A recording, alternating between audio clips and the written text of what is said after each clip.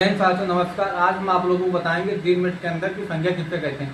संज्ञा किसी व्यक्ति व स्थान को संज्ञा कहते हैं। किसी व्यक्ति का नाम हो सकता है मोहन, सूरज, और स्थान का नाम हो सकता है जैसे हरियाणा, दिल्ली, मुंबई, और किसी वस्तु का नाम हो सकता है जैसे कपड़ा, ये सब हो सकता है। संज्ञा प्राचीन काल में संज्ञा 5 प्रकार की होती थी: व्यक्तिवाचक, जातवाचक, भाववाचक, द्रव्यवाचक और समूहवाचक। आधुनिक में संज्ञा 3 होती थी: व्यक्तिवाचक, जातवाचक, समूहवाचक।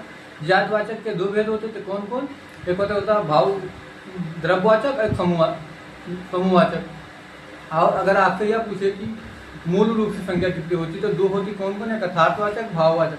यथार्थवाचक के 4 भेद होते थे: व्यक्तिवाचक, जातवाचक, समूहवाचक, द्रव्यवाचक। और भाववाचक एक भेद थी, भाववाचक। तो आप लोग संज्ञा समझ लीजिए कि संज्ञा के कितने भेद होते हैं। आप समझते हैं, इससे एक उदाहरण। व्यक्तिवाचक संज्ञा समझते हैं।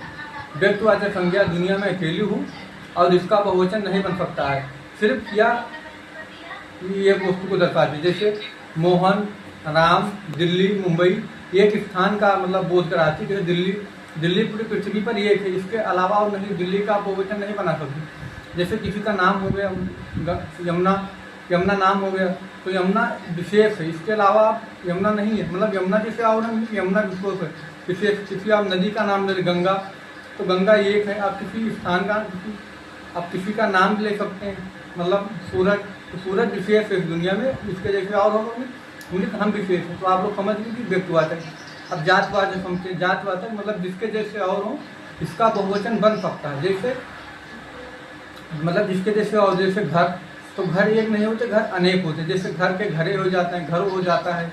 और ये समझिए आप लोग, जैसे शहर, तो शहर अब बाहर में बहुत सारे, जैसे यूपी, मुंबई, हरियाणा, इस तरह। तो शहर, तो शहर के शहरे हो जाता है, तो यह जातवाचक हो जाता है। अगर बहुवचन बन गया तो जातवाचक, बहुवचन नहीं बना तो व्यक्तिवाचक। तो आप लोग जातवाचक समझिए। आप समझते हैं भाववाचक। भाववाचक 5 प्रकार की होती है।